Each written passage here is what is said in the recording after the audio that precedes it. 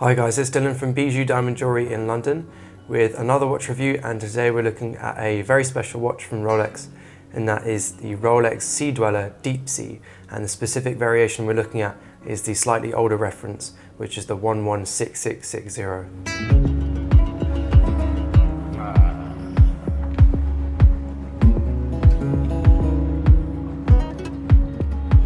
Okay, so as with all my reviews, I like to start with the history of the watch. So we're going to go back in time now to the 1950s, which is when Rolex released the Submariner, specifically in 1953. And a lot of the watch initially was designed for professional divers. It was released firstly in like a 100-meter water resistance, so really high water resistance rating, and then later on they released a more professional version at 200-meter resistance. So a lot of professional divers were using this watch. And it became very popular also with non-divers, you know, just regular people that just wanted to wear a nice sports watch. But the professional divers that wore this watch, and specifically the saturation divers. So saturation divers are divers that basically spend time down at the seabed doing work, so maybe gas works or things like that, oil rigs, and they actually spend their time inside a chamber, like a tank, almost like a submarine that's stationary at the bottom of the sea. They call it like a saturation dive habitat. So they spend time in these kind of tanks underwater and sleep there and eat there. And it basically means that they don't have to continually decompress and go down, you know, ascend through their dives and then decompress again, which is obviously not safe because of decompression sickness and other symptoms of doing that. So when these saturation divers were wearing their Rolex Submariners, they would find that during their decompression stage, when they were returning back to the surface again, that the crystal would actually pop off the watch. So the glass would actually pop off the watch, and they couldn't work out why this was. And Rolex eventually worked out that it was because in those saturation chambers, those habitats, there was some helium gas inside or that was part of the makeup inside the air mixture that they used to put inside these chambers. And the helium atoms are very tiny, and it means they can enter into a watch, even though the watches were watertight, the Submariners, and airtight. The helium atoms were able to penetrate through the watch and get inside the movement in the case. So when the diver was decompressing and returning to the surface again, these helium atoms would try and escape, and the only way they could escape was the weakest point of the watch, which was the crystal. So Rolex really wanted to find a way not only just to fix this issue with the Submariner, but actually to create an even more professional dive watch.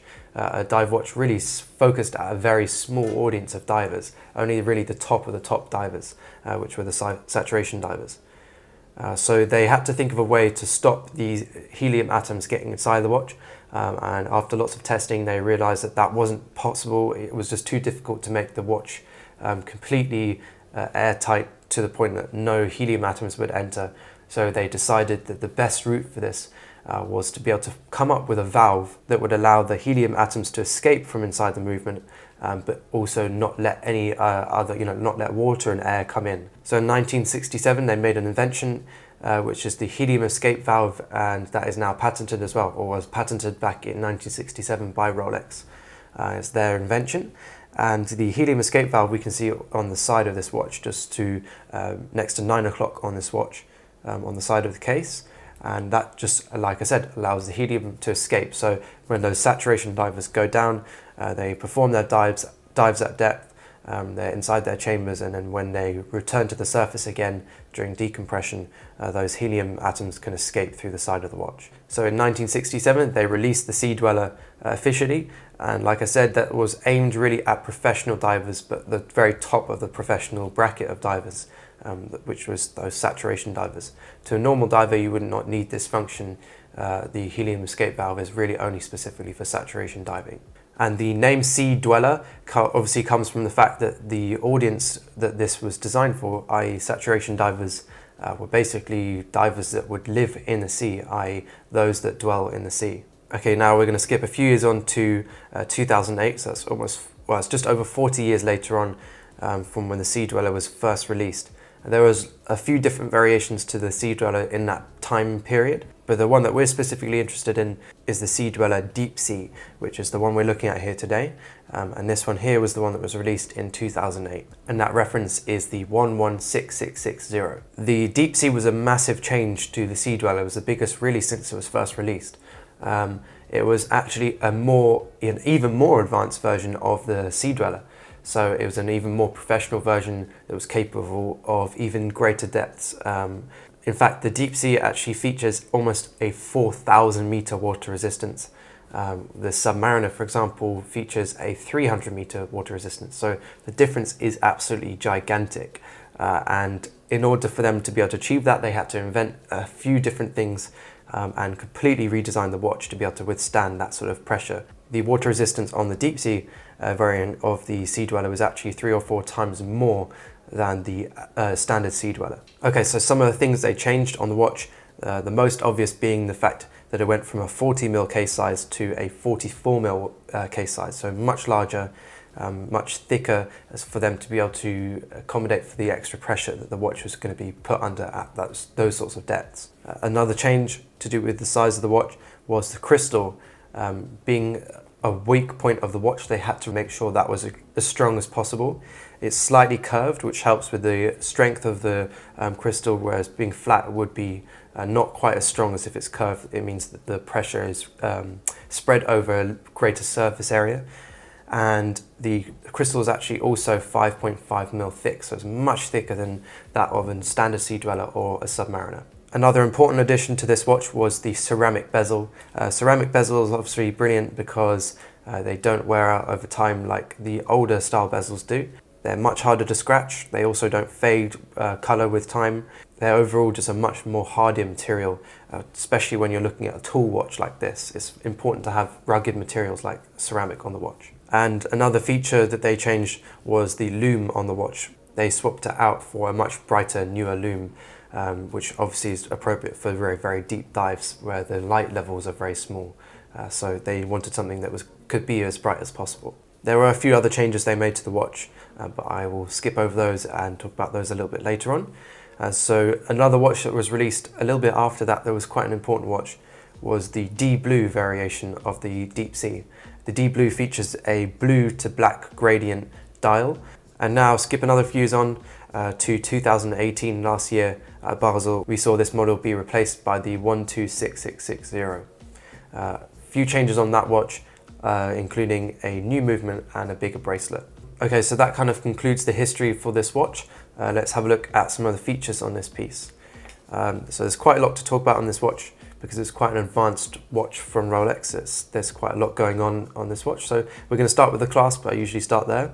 The clasp is unique. It's different to the clasps you get on a standard Sea-Dweller and also a Submariner. This Deepsea features a glide lock clasp, but a slightly different variation of a glide lock clasp.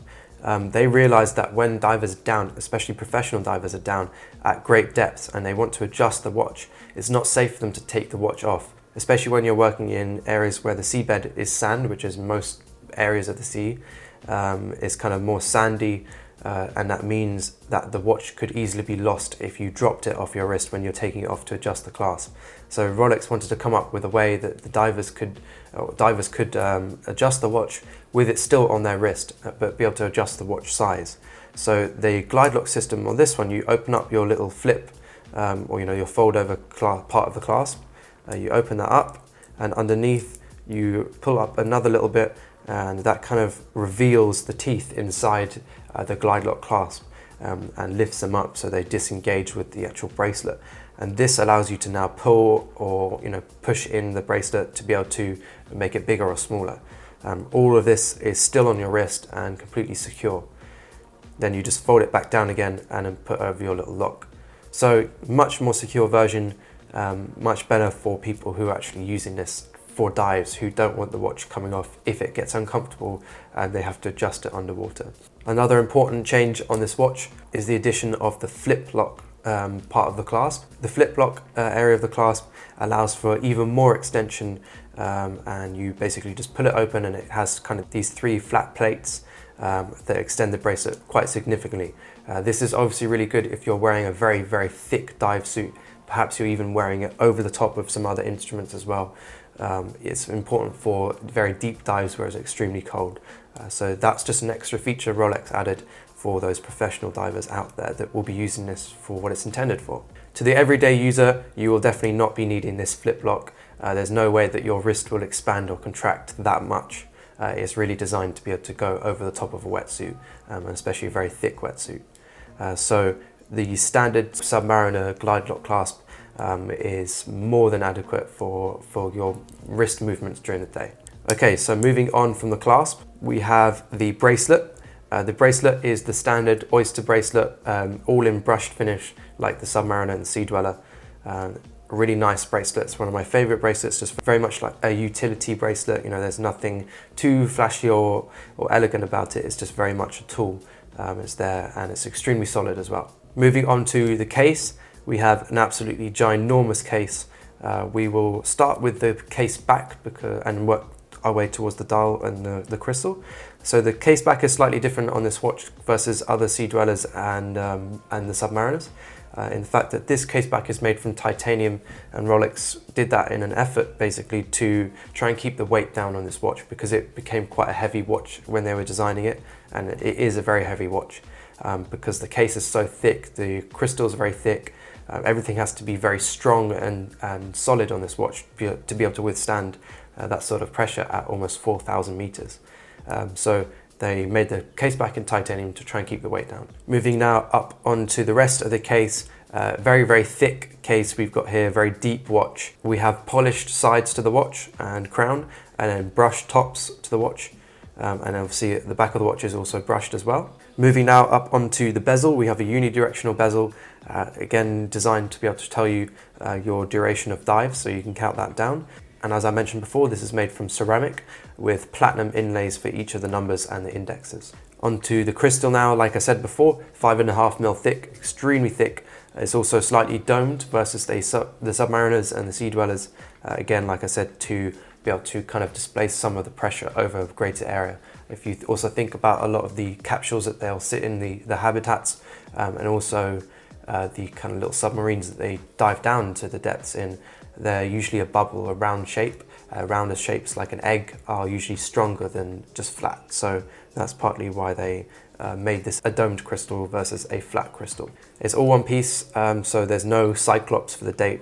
It's just meant to be all as strong as possible. No potential flaws or areas that could potentially crack. And now moving down onto the next level towards the dial, we have around the edge of the dial, or on the inside of the watch, we have their ring lock system.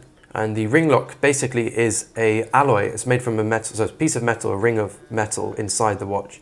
It's made from a very, very strong alloy that Rolex created, and basically allowed the watch to be slightly smaller than they were originally going to design it, because this ring takes some of the load and the pressure that the water applies on the watch at those depths.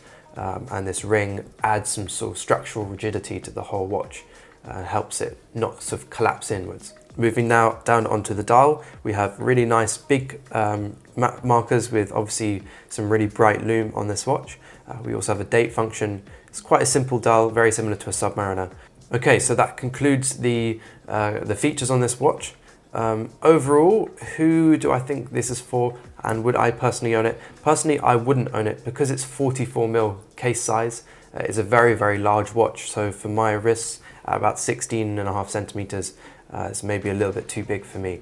It's also extremely deep, which really adds that whole size and presence on your wrist. It looks great on people with bigger wrists though, and it is a very, very cool watch. And the technology and design and research Rolex has put into this watch is incredible.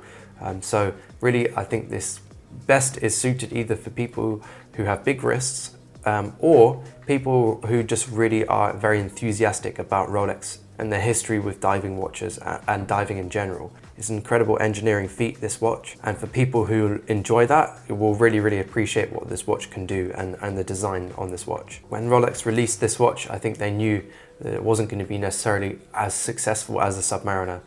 It's not really designed to be that. It's always been designed to be a very specialist tool, but at the same time, there are many people out there that really appreciate what this can do, and that's the reason why they buy it. Our clients that own this watch, the Deepsea, pretty much all of them have only bought it just because they love that aspect, the technology that's gone into this piece. So thank you for watching, and let us know in the comments if you'd own this Deepsea. They can be a little bit like Marmite, people either love them or really are not fans of them. And as always, if you're interested in this Deepsea or any other watches in the Rolex collection or any other brands in the Swiss watch industry, don't hesitate to contact us. Our details are down in the description, and also at the end of this video, we'd be happy to call this watch into stock for you if we don't have it in already. Thanks for watching, and stay tuned for more watch reviews.